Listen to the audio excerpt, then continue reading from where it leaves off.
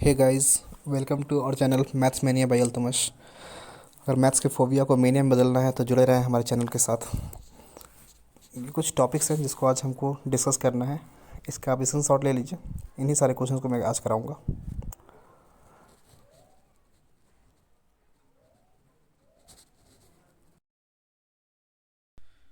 Hey guys, तो आपका पहला क्वेश्चन ये है, the probability of a getting number divisible by 3 in throwing a dice.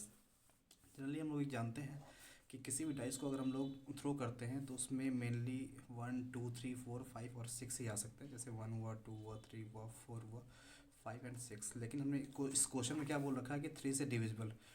तो 3 से डिविजिबल तो हमारा यही हो सकता है और ये हो सकता है। ना ही 3 के टेबल में ये लोग आते हैं। इन लोग में से किसी कोई तो आता नहीं, बस यही हो सकता है, ये हो सकता है। तो आपसे इस क्वेश्चन में बोल रखा है कि what is the probability of divisible by 3। तो 3 से डिविजिबल कितने बनते हैं? तो 1 है, 2 है, तो हम लोगों ने ले लिया 2 अपॉन में टोटल कितने लोग थे यहाँ पे? 1 2 3 4 5 6। तो हमेशा आउटकम को ऊपर लिखते हैं और टोटल लोगों को नीचे रख लेते हैं। हमने इसको कट कर लिया 1/3। तो 1/3 is the right answer. Question number first. Question number second क्या बोलता है? The volume of a conical tent is 462 metre cube. अगर मैंने एक कोनिकल टेंट बना लिया तो हमें पता है ये कोनिकल टेंट है, यहाँ से यहाँ तक ये रेडियस होती है हमारा, ये इसका स्लैंट हाइट है जिसको एल से दिखाते हैं, और ये हमारा है परपेंडिकुलर हाइट जिसको हम लोग एच से डिनोट करते हैं। और इस क्वेश्चन में दे रखा है इन्होंने, the volume of conical tent is 462 metre cube. और वॉल्यूम ऑफ कोन होता क्या है? तो हम लोग बोलेंगे volume of cone equal to 1/3 pi r square h. और इन्होंने वॉल्यूम पहले से ही दे रखा है 462 मीटर क्यूब इक्वल टू 1/3, और पाई की वैल्यू रख लेते हैं 22/7। और रेडियस के क्वेश्चन के कितना दे रखा है? तो रेडियस इस क्वेश्चन में कुछ नहीं दे रखा है, सिंपली पाई आर स्क्वायर की वैल्यू ही इन्होंने दे रखी है। तो एक काम करते हैं, इन लोगों को हटा लेते हैं। ठीक है, पाई आर स्क्वायर की वैल्यू कितनी दे रखी है? 154 मीटर स्क्वायर इंटू हाइट। बस सिंपली हम लोग इसको कट कर लेंगे। 3 से इसको कर लिया, 3 5 से। एक काम कर लेते हैं, इन लोगों को फिर से ही लिख लेते हैं। 462 equal to 1/3 into pi r square की क्वेश्चन में वैल्यू दे रखी है 154 इंटू एच। ठीक है, फाइनली हम लोग ला के यहाँ पे सॉल्व कर सकते हैं। 362 इंटू 3 अपॉन में 154। इसको आप सॉल्व कर लेंगे, वही आपका आंसर हो जाएगा। क्वेश्चन नंबर 3 पे आते हैं। क्या बोलता है? The median class for the given distribution is, मतलब कि क्लास इंटरवल दे रखा है आपका और फ्रिक्वेंसी दे रखी है। क्लास इंटरवल कितना दे रखा है? क्लास इंटरवल मैं यहाँ पे बोल सकता हूँ तो 0 to 10, 10 to 20, 20 to 30, 30 to 40 दे रखा है। जबकि यहाँ पे इनकी फ्रिक्वेंसी दे रखी है 2 4 3 5। ये इनकी फ्रीक्वेंसी दे रखी है। तो हमको जब कभी भी क्वेश्चन में मीडियन की बात करता है और ये दिया होता है तो सबसे पहले हमें यहाँ पे सी एफ निकालना ज़रूरी हो जाता है। सी एफ का मतलब होता है क्यूमुलेटिव फ्रीक्वेंसी। और सी एफ कैसे निकालते हैं? जो चीज़ यहाँ लिखी होती है उसको सिंपली यहाँ पे आप लाके लिख दीजिए और इनको लाके इनके साथ ऐड कीजिए, और जो आंसर आता है वो लाके यहाँ पे लिख लेंगे आप। तो लाके यहाँ पे हमने क्या कर लिया है? ऐड कर लिया। 2 और 4 कितना होता है? 6। 6 को लाके आपने यहाँ रख लिया। देन फर्दर आपको ये काम करना है, 6 को 3 के साथ ऐड कर लेना और लाके यहाँ रख लेना। आपको 6 3 9 हो गया आपका, और 9 और 5 कितना होता है? 14 होता है। तो 14 को लाके आपने यहाँ पे रख लिया। ठीक है, अब आपको यहाँ पे कितना आंसर मिलता है? तो 14 आंसर मिलता है। तो आपको यहाँ पे एक रूल होता है कि जितना भी आपका आंसर आया होगा तो उस एन की वैल्यू अगर आपको सी एफ की वैल्यू निकालनी होती है, मतलब मेनली मीडियन क्या है तो आप क्या निकालने के लिए, इसलिए हम लोग सिंपली यहाँ पे कर सकते हैं n/2 वाला फॉर्मूला कंसेप्ट को फॉलो कर सकते हैं। क्वेश्चन में एन की वैल्यू कितनी आई है? लास्ट में जो नंबर आया होता है वही हमारी एन की वैल्यू होती है। तो 14/2 दिस इज 7। अब 7 हमें यहाँ तो कहीं मिल नहीं रहा। 2 के अंदर 7 नहीं हो सकता, 6 में नहीं हो सकता, 6 और 9 के बीच में 7 होता है। तो 9 यहीं पे आपको 7 मिल सकता है। 6 में तो नहीं मिल रहा, तो हमें कहाँ पे मिलेगा? इस 9 के इनके और इनके बीच में मिलेगा। दैट मीन्स कि यहाँ पे मिलेगा, और इस लाइन में सबसे इधर साइड में जो होता है यही आपका क्या है? मीडियन रेंज आपका। तो 20 to 30 आपको क्या हो जाएगा? इसका आंसर हो जाएगा। नेक्स्ट क्वेश्चन क्या बोलता है आपका? If two lines are perpendicular to one another, then the relation between their slopes m1 and m2 will be। अगर हम बात करें इस क्वेश्चन नंबर 4 के लिए, तो सिंपली हम लोग एक टर्म जानते हैं, कोऑर्डिनेट ज्योमेट्री में हमने पढ़ा होगा, this is x axis and this is y axis. और आपने इस टाइप के क्वेश्चन को भी पढ़ा होगा, जैसे हमने मान लिया कि परपेंडिकुलर की यहाँ पे बात कर रहा है तो हमने एक स्लोप ये मान लिया, एक स्लोप ये मान लिया। और देखते होंगे आप यहाँ पे 90 डिग्री का केस बनता है, तो हमने पढ़ा होगा कि जब कभी भी दो स्लोप एक दूसरे को 90 डिग्री पे इंटरसेक्ट करते हैं तो उस कंडीशन में एक फॉर्मूला बन के आता है m1 into m2 equal to -1। अगर यही कंसेप्ट अगर दूसरे कंडीशन में होता, पैरेलल केस में होता, तो उस कंडीशन में क्या हो रहा होता, मान लो ये पैरेलल है तो ये पैरेलल कंसेप्ट में अगर कुछ यहाँ पे एंगल बन रहे होते तो उस कंडीशन में हमारा बराबर होता है M1 = M2। तो ये पैरेलल के लिए आपका ये हो जाएगा। और इस क्वेश्चन में जो मेनली पूछा गया है वो क्या पूछा गया, परपेंडिकुलर केस में, तो हमारा M1 × M2 = -1 होता है। तो इस कंसेप्ट को हम लोग यहाँ पे फॉलो कराते हैं। क्वेश्चन नंबर 4 हो गया। Next question number 5। तो आप सोच रहे होंगे हम क्वेश्चन कहाँ से देख पा रहे हैं, क्वेश्चन हमने दूसरे फ़ोन में लगाया हुआ है तो हम यहाँ से देख पा रहे हैं एक्चुअल में, क्योंकि क्वेश्चन के हमारे पास सॉफ्ट कॉपी ही है, हार्ड कॉपी नहीं है।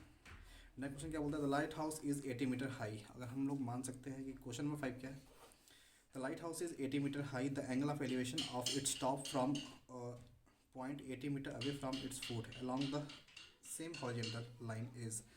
अगर एक पॉइंट आपने यहाँ पे ले लिया है और उस पॉइंट से क्या बोलता है 80 मीटर की डिस्टेंस पे, 80 मीटर की डिस्टेंस पे आपको एक लाइट हाउस है, और हमें पता है कि लाइट हाउस हमेशा वर्टिकली खड़ा होता है, कभी भी ये इंक्लाइन में तो खड़ा नहीं होगा, जब भी होगा तो वर्टिकली होगा। तो ये 80 मीटर की डिस्टेंस पे है और वो 80 मीटर हाई भी है, दोनों ही बात उन्होंने 80 बता रखी है। तो वो बोलता है कि यहाँ से एंगल ऑफ एलिवेशन कितना होगा। अब आपसे क्वेश्चन में बोल रखा है angle of elevation, angle of elevation हमेशा कॉरस्पॉन्डेंस टू हॉरिजॉन्टल करते हैं, ठीक है। अब अगर आप नीचे से है तो यहाँ के अकॉर्डिंग हो जाएगा। अगर वही बोल देता कि एंगल ऑफ डिप्रेशन की अगर बारे में बात कर लेता, अगर मान लो मुझे लाइट हाउस से नीचे की तरफ देखना होता तो उस कंडीशन में हमें कुछ यहाँ के पैरेलल काम करना होता है, यहाँ के पैरेलल आपको काम करना होता है, ठीक है। तो उस कंडीशन में हम लोग फिलहाल यहाँ आपको थीटा निकालना है, और थीटा केस कौन दे सकता है, तो हम लोगों को साइन तो परपेंडिकुलर अपान में हाई पे होता है, जो कि हमको ये तो फिलहाल निकालना नहीं है, तो हमको साइन का केस नहीं लेंगे। कॉस का केस लेंगे तो बेस अपान में हाई पे होता है, जो कि हमको इसका भी केस नहीं ले सकते क्योंकि ये हमें गिवन फिलहाल नहीं है, और हमें बस थीटा की वैल्यू निकालनी है। तो टेन हम लोग ले सकते हैं इसलिए में टेन थीटा इक्वल टू कितना हो जाएगा, तो आप बोलेंगे tan theta equal to perpendicular upon में बेस। अगर थीटा यहाँ पे है तो परपेंडिकुलर यहाँ पे होगा, और जस्ट यहाँ पे उसके नीचे वाला बेस हो जाएगा, और 90 डिग्री सामने जस्ट हमारी क्या होती है, हाइपोटेन्यूस होती है। इस चीज़ को आपको याद रखना है। इस टाइप के क्वेश्चन में एक और चीज़ आप समझ लीजिए, अगर मैंने बोल दिया है कि अगर मुझे इस बार थीटा यहाँ पे लेना है, अगर थीटा यहाँ पे लेते हो तो उस कंडीशन में परपेंडिकुलर हमेशा आप इसको मानिएगा, बेस ये हो जाएगा, और ये हमेशा राजा आदमी है, कौन है 90, और 90 के सामने जस्ट जो होता है वो हमेशा हाइपोटेन्यूस ही होता है और कोई नहीं होता है। तो क्वेश्चन में हमेशा इस बात को याद रखिएगा, जब कभी भी राइट एंगल ट्रायंगल आप बनाएंगे तो 90 डिग्री के सामने हमेशा हाइपोटेन्यूस को रखिएगा, और थीटा के सामने हमेशा परपेंडिकुलर को रखिएगा, ठीक है। तो इस चीज़ फिलहाल यहाँ पे हमारे ये थीटा ही है तो परपेंडिकुलर ये हो जाएगा और बेस ही हो जाएगा हमारा। तो परपेंडिकुलर अपॉन में बेस हो गया, और इस क्वेश्चन में हम लोग थीटा की वैल्यू को निकालना चाहें तो फिलहाल टेन थीटा पूरा ही लिख लीजिए। टेन थीटा इक्वल टू क्या हो जाएगा, 80/80 कट हो गया, तो टेन थीटा इक्वल टू 1। तो अब आप ज़रा सोचिए कि टेन कितने डिग्री की वैल्यू 1 होती है, तो जवाब आएगा 1045 की वैल्यू होती है। तो 10 से 10 कैंसिल आउट हो जाएगा, लेकिन कट करते हुए मत दिखाइएगा तो ज़्यादा बेटर रहेगा। Theta equal to 45 degree, this is answer. Question number 6 की तरफ चलते हैं। क्वेश्चन नंबर 6 क्या बोलता है, द मॉडल क्लास ऑफ कहाँ गया, the modal class of game distribution is always correspondent to option A, क्या है भाई, इंटरवल विथ हाईएस्ट फ्रीक्वेंसी, ये इसका आंसर हो जाएगा। क्योंकि जब हम लोग उस पर बात करेंगे, ग्राफिक पे जब बात करेंगे तो उसके बारे में हम लोग फुल्ली इसके बारे में एक डिटेल वीडियो लेके आ जाएंगे, ठीक है। क्वेश्चन नंबर 7 पे आते हैं, तो इसका आंसर ऑप्शन ही कर लेंगे। क्वेश्चन नंबर 7 क्या बोलता है, the coordinate of the point P on the reflection on it's x axis, ठीक है। अब इसके रिफ्लेक्शन के बारे में अगर हम लोग बात कर लें तो हम लोगों को पता है this is y axis and this is x axis, ये अपने आप में एक्स एक्सिस है और ये अपने आप में वाई एक्सिस है, और कोऑर्डिनेट इन्होंने क्या दे रखा है, पी ब्रैकेट में -3,5। अगर मैं मान लूँ कि देखो -3,5 के बारे में हमको बात करनी है, ठीक है, और हमें पता होता है कि this is plus and this is plus, minus and minus, ठीक है, और -3 और 5 जाएगा, तो -3 और 5 किस क्वाड्रेंट में जा सकता है, दिस इज, अगर मैंने इनको अगर बोलना तो ये अपने आप में प्लस और प्लस होता है, ये अपने आप में माइनस और प्लस होता है, और ये अपने आप में माइनस और माइनस होता है, और ये अपने आप में प्लस और माइनस होता है। कैसे हम लोगों ने पता कर लिया, क्योंकि एक्स दिस इज पॉजिटिव, हमेशा ये पॉजिटिव हो जाएगा, ये आपका हमेशा पॉजिटिव होता है, ये हमेशा नेगेटिव होता है, और ये भी चीज़ हमेशा नेगेटिव होती है। तो इस चीज़ को आप हमेशा याद रखिएगा कि जब कभी भी ये आपका अपना टोटल हम लोग इसको ओरिजिन बोल सकते हैं, ठीक है। ओरिजिन से हम लोग जब राइट में जाएंगे तो हमेशा पॉजिटिव सिंबल का यूज़ करते हैं, और ओरिजिन से जब हम कभी ऊपर साइड में जाएंगे तो हमेशा पॉजिटिव यूज़ करते हैं। ओरिजिन से जब कभी भी हम लोग लेफ्ट साइड में जाएंगे तो माइनस का यूज़ करते हैं, हाँ, ओरिजिन से जब हम लोग डाउन में आएंगे तो भी हम लोग माइनस का यूज़ करेंगे, ठीक है। अब देखो हमेशा इसको हम लोग एक्स बोलेंगे, और इसको क्या करेंगे, वाई बोलेंगे, ठीक है। इस चीज़ को जरा नोट डाउन कर लीजिएगा कि एक्स वाई ये वाई है, तो देख लो ये एक्स है ये वाई है, एक्स पे पॉजिटिव है वाई पे पॉजिटिव है, पॉजिटिव पॉजिटिव, एक्स पे नेगेटिव है वाई पे पॉजिटिव है तो ये नेगेटिव पॉजिटिव हो गया, और एक्स पे भी नेगेटिव है वाई पे भी नेगेटिव है तो यहाँ पे नेगेटिव नेगेटिव हो गया, और एक्स पे आपका पॉजिटिव है और वाई पे क्या है नेगेटिव है, तो ये पॉजिटिव नेगेटिव हो गया। तो फिलहाल इस क्वेश्चन में क्या बोला था, -3, 5। तो सबसे पहले x पे आपको -3 जाना है, तो मैं मान लेता हूँ, एक काम करते हैं फिर से हम नीचे ड्राई कर लेते हैं, ऐसे थोड़ा अच्छा नहीं लग रहा। चलिए ग्राफ हमने फिर से बना लिया है -3, ये मैंने बस आपको ओनली समझाने के लिए बताया ना। नीचे हम लोग देख लेते हैं, नीचे क्वेश्चन क्या बोल रहा है, -3, 5 देना, तो दिस इज -1, -2 एंड -3, और 5 बोल रहा है, 1 2 3 4, मान लेते हैं ये 5 है, ठीक है। तो कुछ इनका ग्राफ पे आप बना लेना है, इस चीज़ को ग्राफ पे अच्छे तरीके से बन जाएगा। पी पॉइंट बोलता है -3, 5। अब क्वेश्चन में आपसे बोल रखा है कि एक्स एक्सिस के रिफ्लेक्शन में आपको ये बात बोलनी है, तो हमको ये पता है कि एक्स एक्सिस तो हमारे यही है, इसके रिफ्लेक्शन में कहाँ पे आएगा। सपोज कीजिए कि आपके पास एक मिरर है, आप मिरर को ला के यहाँ पे रख देते हो। मिरर जो हम लोग नॉर्मली इस टाइप से आईना वगैरह भी बोल लेते हैं, अगर ला के रख लोगे तो अगर कोई सपोज करो यहाँ पे कोई बंदा है, कोई इंसान यहाँ पे खड़ा है, सपोज करो ये इंसान कोई खड़ा है, ठीक है। तो इनका जस्ट इमेज कैसे बनेगा, जस्ट डाउन साइड में बनेगा कि नहीं बनेगा, इस टाइप से बनेगा, कुछ इस टाइप से डाउन साइड में बनेगा, इनका फेस कुछ इधर साइड में दिखेगा। तो वही कंडीशन कुछ यहाँ पे है, तो आपको एक्स एक्सिस के कॉरस्पॉन्डेंस में बोलता है। अगर आपसे बोल देगा वाई एक्सिस के कॉरस्पॉन्डेंस में बात करनी है, तो हमें हमेशा यहाँ से जो इसका जो फेस बनेगा वो यहाँ पे बनेगा, उस कंडीशन में आपका मिरर जो होगा वो यहाँ पे आ जाएगा। तो इस क्वेश्चन में फिलहाल हमको एक्स एक्सिस के लिए बोला हुआ है, तो हम लोग इसका जस्ट नीचे आ जाएंगे, ठीक है। हम लोग 5 पॉइंट ऊपर गए थे, 5 नीचे आ जाइए यहाँ पे, 1 2 3 4 5, और ये तो ये रहेगा, ठीक है। तो इसके लिए कुछ यहाँ पे किस इस कोऑर्डिनेट का हम लोग क्या यूज़ कर सकते हैं यहाँ पे, तो हम लोग बोल देंगे x के लिए तो वही है -3 ही है, लेकिन इस कंडीशन में y की वैल्यू बस चेंज हो जाएगी। y यहाँ पे +5 हुआ करता था, लेकिन अब y नीचे साइड में है, तो नीचे साइड का हम लोग सिंबल यहाँ से माइनस, नीचे साइड का हम लोग यहाँ से सिंबल क्या करते हैं, माइनस जानते हैं, तो उस कंडीशन में हम लोग बोल सकते हैं कि ये भी आपका माइनस हो जाएगा। तो ये -3, -5, this is your final answer. -3, -5, this is your final answer, ठीक है। नेक्स्ट क्वेश्चन की तरफ चलते हैं। क्वेश्चन नंबर 7 क्या बोलता है,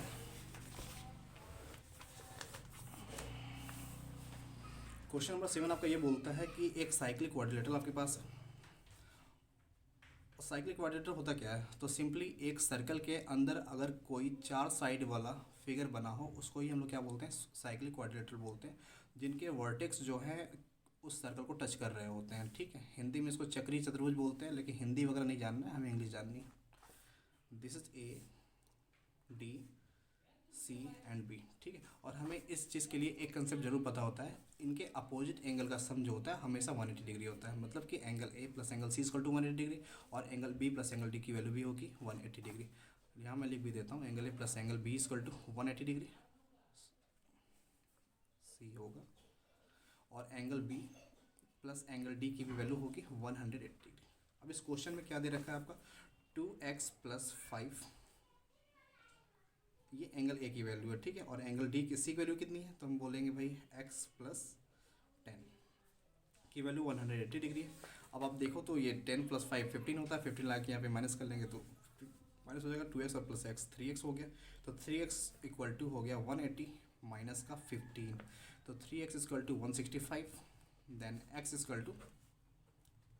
3 5 × 15, 3 5 × 15, 55। लेकिन क्वेश्चन में क्या पूछा है कि x + 10 की वैल्यू आपको बतानी है, x + 10 की वैल्यू आपको बतानी है, तो यहाँ से हम लोग बोल सकते हैं 55 + का 10, that means 65 degree is the final answer of question 7 और 8, दिस इज 8, ठीक है। तो 65 डिग्री, देखो इस टाइप के क्वेश्चन में आपको गलत करने के लिए ना सबसे पहले तो आपको 55 ही ऑप्शन दे सकता था, लेकिन इस क्वेश्चन में ऐसा नहीं किया, तो फिलहाल हमारा 65 आपका राइट आंसर है। नेक्स्ट क्वेश्चन नंबर 9 पे आते हैं। तो क्वेश्चन नंबर 9 क्या बोलता है, A B C are the vertices of triangle A B C if the centroid of the triangle is G 4,3 then x is equal to. Centroid के बारे में पहले थोड़ा समझते हैं कि सेंट्रॉइड होता है क्या एक्चुअल में। तो हम लोग क्वेश्चन नंबर 9 को लगा रहे हैं क्या, हाँ ठीक है। सेंट्रॉइड के बारे में बोल रहे हैं, सपोज करो कि एक ट्रायंगल है हमारे पास, और इस ट्रायंगल का नाम क्या है, A B C, this is A B and C. तो सेंट्रॉइड जो होता है ना, किसी भी ट्रायंगल के 3 मीडियंस जिस पॉइंट पे एक दूसरे को कट करती है उसे हम लोग क्या बोलते हैं, सेंट्रॉइड बोलते हैं।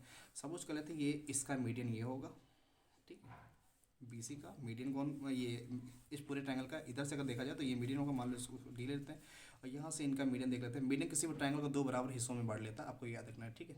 और जिस पॉइंट पे गिरता है उस पॉइंट को भी क्या करता है, 2 बराबर हिस्सों में बांट देता है। तो अगर यहाँ पे गिरता है तो ये इनके आपस में बराबर हो जाएंगे, ये इधर जाता है तो ये लोग आपस में बराबर हो जाएंगे, और यहाँ से ये जो जाता है जिस पे गिरेगा ये दोनों आपस में बराबर हो जाएंगे, ठीक है। और जिस पॉइंट में तीनों मीडियंस मिलती हैं उसी को हम लोग क्या बोलते हैं, सेंट्रॉइड बोलते हैं। और इस क्वेश्चन में बोल रखा है कि सेंट्रॉइड को जी से डिनोट करना है, जबकि क्वेश्चन में इन्होंने एक चीज़ साफ साफ बोल रखी है, 1,4 की वैल्यू, ए की वैल्यू 1,4 है, बी की वैल्यू 4,1 है, और सी की वैल्यू क्या है, x,4, और जी की वैल्यू 4,3। अब यहाँ मैं छोटे से लिख देता हूँ 4,3।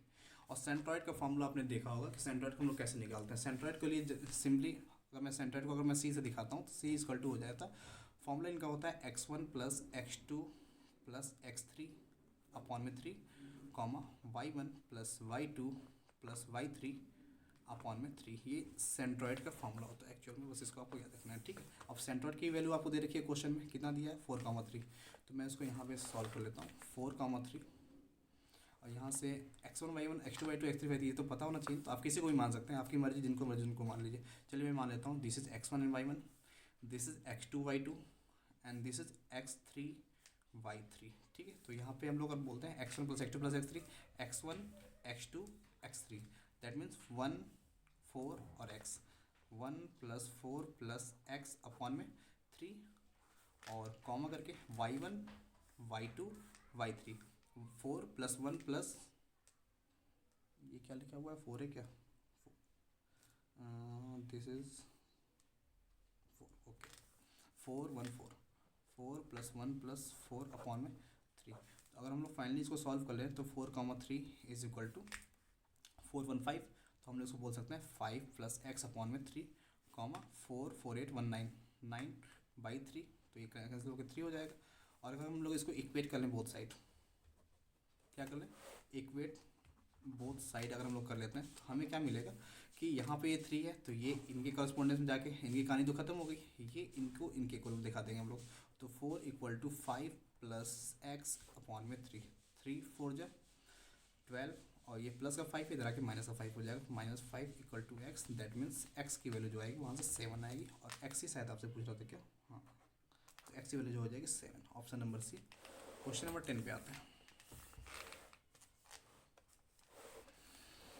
क्वेश्चन नंबर 10 क्या बोलता है हमारा, the radius of roller 10 centimetre long, ठीक है। कोई रोलर होगा जिसका रेडियस जो दे रखा है 10 सेंटीमीटर लॉन्ग है, sorry 100 centimetre long is 14 centimetre, the curve surface area आपको बताना है, ठीक है। रेडियस इनका क्या है 14 सेंटीमीटर, जबकि इनकी लेंथ कितनी है 100 सेंटीमीटर। तो मान लेते हैं रोलर होगा, तो रोलर को कुछ इस टाइप से दिखा देते हैं कि उनका रोलर नहीं, उनका जो चक्का बोल सकते हैं अपनी लैंग्वेज में, ये 100 सेंटीमीटर लॉन्ग है, ठीक है। और इनका जो रेडियस दे रखा है वो कितना दे रखा है, रेडियस दिया 14 सेंटीमीटर। तो आपसे क्वेश्चन में बोलता है कि इनका सी एस ए बताइए। सी एस ए क्या होता है, सी एस ए जनरली हम लोग समझ पाएँ, अगर मेरे पास, अगर मैं इस कॉपी को ले लूँ तो सी एस ए मैं क्या जानता हूँ, अगर इसको मैं इस कॉपी को ले लिया, इसको ऐसे मैंने फोल्ड कर दिया, ठीक है। अब आप देख पा रहे होंगे ये जो टोटल एरिया जो दिख रहा है इसी को हम लोग क्या बोलते हैं, कर्व्ड सरफेस एरिया बोलते हैं, ठीक है। ना ही इसमें ये शामिल होगा और ना ही इसमें ये शामिल होगा, ये यहाँ का और यहाँ का दोनों ये चीज़ शामिल नहीं हो सकते, ठीक है। तो सी एस ए का मतलब होता है curved surface area, that means ये पूरी चीज़। अब मान लो ये रोलर का चक्का है, ठीक है, ये ऐसे घूम रहा है, बस यही आपको बताना है, ठीक है। तो सिंपली आप इसको भी बताना है, ना ही इसमें रिवॉल्यूशन की बात किया है, ना ही कोई और बात किया है, ठीक है। तो आपको मैं बता दूं क्या दे रखा है, find the C S A. तो सी एस ए का फॉर्मूला क्या होता है, C S A equal to 2πRH 2 into 22/7, और आर की वैल्यू 14 दे रखा है क्वेश्चन में, और हाइट हमारा कितना है 100। हाइट कभी कभी लेंथ का काम कर जाती है। सपोज करिए कि वैसे तो इनकेस होता नहीं है, अगर सपोज करो कि यही चीज़ हमारा रोल का चक्का कुछ इस टाइप से है, ठीक है। अगर यही ऐसे खड़ा हो जाए लाइक दिस, इस टाइप से कुछ खड़ा हो जाए, तो हम लोग बोल देंगे भाई ये इसका हाइट का काम कर गया। तो जो इनकी लेंथ होती है, ये लेंथ कभी कभी हाइट का काम कर जाती है लाइक दिस, ठीक। तो उसके लिए कंफ्यूज नहीं होना है, ठीक है। जहाँ पे हाइट होगी हाइट की जगह पे आप लेंथ को भी रख सकते हो, आप फ्री हैं। 7 2 14, 2 4 4 2 8 मतलब 8800 centimetre square is the final answer, 8800, option number 2, ठीक है। Okay, next part section B की तरफ अगर हम लोग चलें तो सेक्शन बी में क्या बोल रखा है, पहला क्वेश्चन बोल रखा है प्रूव करना है आपको 1/1 प्लस साइन थीटा, दिख तो रहा है ना, विजिबिलिटी है पूरी, ऐसा तो नहीं कि विजिबिलिटी नहीं है, 1 plus sine theta plus 1/1 minus sine theta equal to 2 sec square theta, ठीक है। साइन थीटा को लेके सेक थीटा को आपको क्या करना है, प्रूव करना है। अगर साइन थीटा, अगर 1 प्लस साइन थीटा इस टाइप का केस अगर नीचे दिखता है ना, सिंपली आपको क्या करना है, रैशनलाइज कर लेना होता है, ठीक है। रैशनलाइज आप करते कैसे हैं, ठीक है। आपने क्लास नाइन्थ में ही पढ़ लिया होगा और आप तो 10th के लास्ट में इस टाइम होंगे। तो रेशनलाइज करते हैं क्या, जो भी चीज़ अगर एक टर्म दिया हुआ तो सिंपली जैसे मैंने ये बोल दिया, मैं यहाँ पे बता देता हूँ 1/√7 है, अगर इसका अगर √2 ऐसा सपोज कर लूँ, अगर इसको रेशनलाइज करना होगा तो जो चीज़ होता है उसको ऊपर नीचे मल्टीप्लाई कर लेते हैं, तो ये इसको बोलते हैं रेशनलाइज करना। ठीक है, ये हो गया सिंपल टर्म का। अगर वो बोल देगा डबल टर्म के लिए करने के लिए, तो हमने बोल दिया 1 अगर 3 + √5 है, अगर इसको रेशनलाइज करना हो तो हम लोग क्या करेंगे, जो सिंबल होता है यही चीज़ को हम लोग ऊपर नीचे मल्टीप्लाई कर लेते हैं, बस सिंबल को चेंज करके 3 - √5 अपॉन में 3 - √5। ठीक है, तो इसको बोलते हैं रेशनलाइज करना। तो अगर मैं इसको रेशनलाइज करना चाहूँगा तो क्या निकल के आएगा, रेशनलाइज करके सॉल्व कर लें कि एलसीएम लेके सॉल्व कर लें, रेशनलाइज ही कर लेते हैं। एलसीएम से भी मामला बन सकता है, एक काम करते हैं एलसीएम ही ले लेते हैं। 1 + sin थीटा, 1 + sin थीटा और 1 - sin थीटा। ठीक, इससे ये कैंसिल हो जाएगा, इसका ऊपर मल्टीप्लाई हुआ तो 1 - sin थीटा, प्लस इससे ही खत्म हो जाएगा, इसको ऊपर मल्टीप्लाई कर दिया तो 1 + sin थीटा, तो plus sine minus sine cancel out, 1 1 2 हो गया आपका, तो 1 1 आपका 2 हो गया अपॉन में a + b और a - b। फॉर्मूला किसका होता है, a² - b², तो 1 का स्क्वायर तो 1 ही होता है, माइनस साइन का स्क्वायर क्या होता है, sin² थीटा। और आपने एक आइडेंटिटी पहले से पढ़ी होगी, sin² theta plus cos² theta equal to 1, ये पढ़ा होगा। तो 1 - sin² थीटा क्या होता है, तो ये साइन इधर आके माइनस में हो जाएगा, तो 1 - sin² theta equal to cos² theta. तो हम लोग इसको बोल सकते हैं 2 अपॉन में cos² थीटा। और हमको ये भी चीज़ पता है 1 cos किसके बराबर होता है, sec के बराबर होता है। तो 1 cos² थीटा किसके बराबर होगा, sec² थीटा के बराबर होगा। अगर 1 cos³ थीटा होता तो वो sec³ थीटा के बराबर होता है। ठीक है, तो हम लोग इसको यहाँ पे बोल सकते हैं 2 sec² theta, this is proof. ठीक है, अगर मैं यहाँ रेशनलाइज की जो बात कर रहा था, अगर उस तरीके से अगर आप इसको सॉल्व करना चाहें तो भी कर सकते हैं, जैसे मैं यहाँ पे दिए रखा था, मैं सिंपली शॉर्ट में कर देता हूँ 1/1 + sin थीटा। बहुत सारे लोगों को दिन में कन्फ्यूजन आएगा कि भाई ये सब मैंने बता दिया, लेकिन वही नहीं बताया कि रेशनलाइज होता क्या है। तो इंटू 1 - sin थीटा कर लेते हैं हम लोग। ठीक है, यहाँ प्लस दिया था, ये 1/sin थीटा था, सॉरी 1 - sin थीटा था, तो इनका हम लोग सिंबल बदल के मल्टीप्लाई कर लेते हैं। ठीक है, मल्टीप्लाई जब भी कीजिएगा ब्रैकेट लगा कीजिएगा, ब्रैकेट बिना लगाए किए तो नंबर कटने के चांसेस पूरे बन जाएंगे। तो 1 + sin थीटा अपॉन में ये हो जाएगा 1 - सॉरी ये भी प्लस हो जाएगा। ठीक है, और यहाँ पे इसका ऊपर नीचे मल्टीप्लाई, नीचे नहीं किया मल्टीप्लाई, 1 - sin थीटा।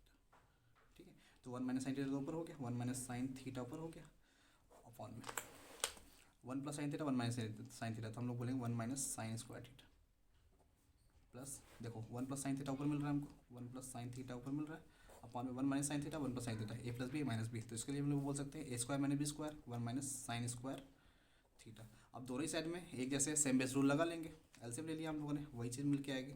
मतलब क्वेश्चन करने के लिए एक तरीके नहीं होते, ना जाने कितने तरीके होते हैं, बस आपको परफॉर्मेंस अच्छे तरीके से देना है और कुछ नहीं। तो हम लोग ये देख सकते हैं कि साइन से साइन हमारा कैंसिल हो जाएगा, 1 1 2 होता है, 2 अपॉन में वही कंसेप्ट मिल रहा है, दैट मीन्स यही लाइन लिख सकते हो, this is proved. Next question में चलते हैं।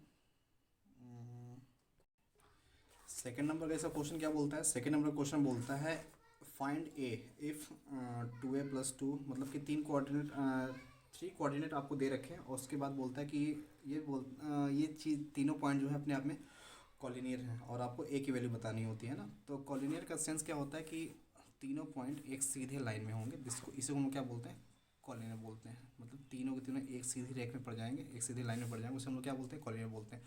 अगर बात आती नॉन कॉलिनियर पॉइंट की, तो 2 एक में हो सकता था, तीसरा थोड़ा सा डिफर हो जाता है, या तो ऊपर हो जाता, नीचे हो जाता, कहीं भी हो जाता, ऊपर यहाँ यहाँ कहीं भी हो सकता था वो। लेकिन कॉलिनियर की बात कर रहा है तो ये अगर मान लेते हैं ABC के कंडीशन कंसेप्ट में ये बोल रहा है, तो इनके 2 तरीके होते हैं लगाने के। एक तो एरिया ऑफ ट्रायंगल का फॉर्मूला लगा लो, जो 1/2 ब्रैकेट में x1 y2 - y3 वाला जो फॉर्मूला आता है उसको लगा ले सकते हैं आप, या तो सिंपली आप यहाँ पे स्लोप का भी कंडीशन लगा सकते हैं, क्योंकि आईसीएसई बोर्ड में एरिया ऑफ ट्रायंगल का कंसेप्ट कहीं भी जिक्र नहीं किया है। तो हम लोग इस क्वेश्चन को सिंपली वाले स्लोप वाले केस में हम लोग लेके जा सकते हैं, क्योंकि स्लोप वाले केस में ही आपके आईसीएसई बोर्ड में बताया हुआ है। तो slope of AB = slope of BC के अकॉर्डिंग हम काम कर सकते हैं। ठीक है, slope of AB = slope of BC। ठीक है, फॉर्मूला क्या होता है, स्लोप का फॉर्मूला क्या होता है, जनरली लोग ये जानते हैं y2 - y1 का, y2 - y1 अपॉन में x2 - x1 = वही कंसेप्ट में यहाँ पे भी हम लोग लगा लेंगे। y2 minus y one upon में x2 minus y2 minus y one upon x2 minus x1 upon में x2 माइनस x1, ठीक है। और आपको कुछ क्वेश्चन दे रखा है, क्वेश्चन में आपको तीनों पॉइंट्स क्लियर साफ तरीके से कर दिया है। कहाँ गया क्वेश्चन, क्वेश्चन कहाँ गया, 2a प्लस 2 कॉमा 3, ये पहला पॉइंट है। और दूसरा पॉइंट क्या बोल रखा है इन्होंने, 7 कॉमा 4 है। और थर्ड पॉइंट इन्होंने क्या दिया है, 2a प्लस 5 कॉमा 2, ठीक है। This is x1 y1, this is x1 y1, this is x2 y2 and this is x3 y3, ठीक है। इस टाइप से इसको सॉल्व कर सकते हैं आप। मैं करूँगा, काफ़ी लंबा वीडियो चला जाएगा। फाइनली आप इसको फॉर्मूले इस सारे टर्म्स को लाके इसमें रख लेंगे, यहाँ वहाँ सब रख लेंगे। एक ही ऐसा कैरेक्टर बचेगा जो कि ए वाला कैरेक्टर बचेगा, उसी का आंसर यहाँ से आ जाएगा। क्वेश्चन नंबर, नेक्स्ट क्वेश्चन में चलते हैं। आपका नेक्स्ट क्वेश्चन बोलता है calculate the mean of the following frequency distribution. और आपको फ्रीक्वेंसी डिस्ट्रीब्यूशन दे रखा है, क्लास इंटरवल दिया है और फ्रीक्वेंसी दिया हुआ है। एक बात याद रखिएगा, क्लास इंटरवल अगर नॉर्मली तरीके से दिया हुआ हो तो हमारे लिए कोई खास प्रॉब्लम नहीं होती है, लेकिन क्लास इंटरवल जब कभी भी ग्रुप में दे देगा तो हमें सिंपली एक्स निकालने के लिए क्लास इंटरवल का तो यूज़ करना ही पड़ेगा। यहाँ पे जैसे इस क्वेश्चन में दे रखा है क्लास इंटरवल के बारे में, तो हम लोग देख सकते हैं कि क्लास इंटरवल इन्होंने जो भी दिया हुआ है वो ग्रुप टाइप से दिया है, 5 to 15, 15 to 25, 25 to 35 and 35 to 45 and 45 to 55, ठीक है। और यहाँ पे इन्होंने फ्रीक्वेंसी भी दे रखी है, 2 दिया है, 6 दिया है, 4 भी दे रखा है, 8 दिया है एंड 4 दिया हुआ, ठीक है। तो ये तो दे रखा है, हमको इसका मेनली एक्स नहीं पता है। जब एक्स नहीं पता होगा तो क्वेश्चन हम सॉल्व नहीं कर सकते, ठीक है। एक्स तो जनरली इसके जस्ट बगल में ही लगा लिया जाता है। अब देखिए मैं भूल के यहाँ पे लगा दिया, तो मैं एक्स को लिख लेता हूँ यहाँ पर, ठीक है। जस्ट इनके बाद जो कैरेक्टर होगा वो इन्हीं का यूज़ होगा, देन इसका यूज़ करिएगा, ठीक है। ये लाइन मतलब यहाँ पे होनी चाहिए थी और ये लाइन यहाँ पे होनी चाहिए थी, ठीक है। तो x कैसे निकालेंगे हम लोग, तो 15 प्लस ये lower limit plus upper limit अपन में 2 होता है, ये फॉर्मूला आपने पढ़ा होगा। तो 5 plus 15 20, 20/2 that means 10, 25 plus 15 answer कितना होगा 40, 40 में 2 से डिवाइड किया 20, दिस इज 30 एंड 40 50, इस टाइप से रेंज चला जाएगा। तो हमें पता है, अब हमें ये पता है कि ग्रुप का जब कभी भी मीन निकालते हैं तो मीन निकालने के लिए एक सिंपल सा फॉर्मूला होता है, मीन इक्वल टू, मीन को हम लोग जनरली एक्स बार से डिनोट करते हैं, ठीक है। मीन इक्वल टू क्या होता है, सिग्मा एफ एक्स अपॉन में सिग्मा एफ। अब हमारे ये एफ है, एक्स है, इन दोनों का मल्टीप्लाई करके यहाँ लिख लिया 10 2 20 और 26 120, 34 120, 84 320 और 54 200, ठीक है, 200। इन सबको यहाँ पे उठा के ऐड कर लीजिएगा। यही आपका क्या है, एफ एक्स है, यहाँ से आप सिग्मा एफ एक्स निकाल लेना, ठीक। इन सबको उठा के क्या कर लेना, आप ऐड करके यहाँ लिख लेना, ठीक है। और ये जो आपका एफ है उसको यहाँ पे आप यहाँ लिख लेना, इन सबको उठा के ऐड करके लेना, यहाँ पे लिख लेंगे, ठीक है। और जो आंसर इसका आया है, जो आंसर इसका आया, दोनों ला के डिवाइड कर लेंगे हम लोग, ठीक है। सपोज करते हैं इनका आंसर हमारा स्मॉल ए आता है, तो स्मॉल ए को ऊपर रख लीजिएगा और इन दोनों इन सबको ऐड करने पे सपोज बी आता है, तो आप बी लेके यहाँ पे मतलब डिवाइड करके जो आंसर आएगा कट करके वही आपका आंसर हो जाएगा। नेक्स्ट क्वेश्चन पे आते हैं, क्वेश्चन नंबर 4। क्वेश्चन नंबर 4 क्या बोलता है, in the given figure, in the given figure. अब फिगर भी आपका कुछ अच्छा वाला है, इस फिगर के लिए आपको कंसेप्ट बस समझना है, कंसेप्ट के अकॉर्डिंग काम करेंगे।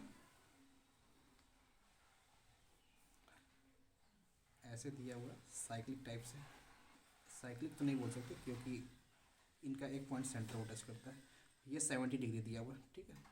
तो और आपसे पूछना क्या चाहता है, पूछना चाहता है क्यू ओ आर, ये क्यू है, ओ है, आर, मतलब ये आपसे पूछना चाहता है। और क्या पूछना चाहता है, Q S R, Q S R आपसे मान लेते हैं ये भी होगा। अब इसको कैसे निकालेंगे, तो देखो इसको निकालने को कई सारे तरीके होते हैं। तो एक तो आपने थ्योरम में पढ़ा होगा कि ये जितना होता है, अगर मैंने यहाँ से अगर वो गिरा दिया, इस कॉर्ड को अगर निकाल दिया, तो ये जितना होता है उनका जस्ट ये आधा होता है, हाफ होता है। तो 35 ये होगा, तो अपने आप में ये अपने आप में रेडियस है, ये भी अपने आप में रेडियस है, तो हम लोग ये भी बोल सकते हैं कि 35 डिग्री ये भी होगा। तो 35 और 35 आंसर कितना आएगा 70। और अपने आप में मैं अगर इसको अगर ट्रायंगल मान लूँ तो एक ट्रायंगल टोटल 180 डिग्री परफॉर्म करता है, ये तो हमें पता है। तो 35 + 35 तो हम लोग बोल देंगे 70, और 70 में और कितना ऐड कर दें कि एक्स की वैल्यू आ जाए, तो सिंपली 180 में से आप 70 को माइनस कर लो तो पता ये चलेगा 110, ठीक है। तो 110 डिग्री आपकी इसकी निकल के आ गई। तो एक तो आपका आंसर ये हो गया 110 डिग्री। और आपसे बी की वैल्यू पूछता है, तो आप चाहो तो एक काम कर सकते हो, अपनी मर्जी से कंस्ट्रक्शन वगैरह हम यहाँ पे कर सकते हैं, ठीक है। कंस्ट्रक्शन मैंने कर लिया, एक साइकिल क्वाड्रेटिक बना लिया। और आपने ये चीज़ भी पढ़ा होगा, और आपने ये चीज़ भी पढ़ा होगा कि एक थोड़ा आपने ये भी पढ़ा होगा कि कोई सेंटर है और कोई कॉर्ड है। कॉर्ड से सेंटर पे बना हुआ एंगल और कॉर्ड से सरकमफ्रेंस बना हुआ एंगल का ये जो होता है जस्ट डबल होता है। मैंने ये बोल दिया कि ये अगर x है तो ये कितना हो जाएगा, 2x है। ठीक है, तो कुछ इसी टाइप से यहाँ परफॉर्मेंस हो रही है। अगर मैंने यहाँ पे बोल दिया कि ये 110 डिग्री है तो जस्ट ये इसका हाफ होगा 55 होगा कि नहीं होगा 55, ये 55 होगा।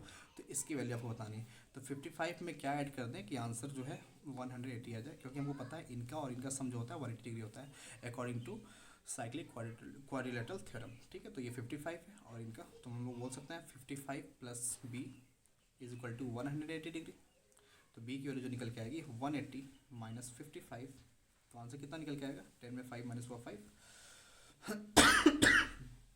7 5 माइनस हुआ 2, 125 degree. This is final answer. एक आंसर 125 हो जाएगा, दूसरा 110 हो जाएगा। बस मैंने ही तो बता दिया। अगर आपको स्कूल में करना होगा तो आप सारे थ्योरम को लिख के करेंगे अच्छे तरीके से। ठीक है, नेक्स्ट पे आते हैं। इस क्वेश्चन का इस टॉपिक से और जितने भी टॉपिक बचे हुए हैं इस पेज में, जितने भी टॉपिक्स इसमें बचे हुए हैं उसको अब नेक्स्ट वीडियो में मैं इसको सॉल्यूशन करा दूंगा। Thank you.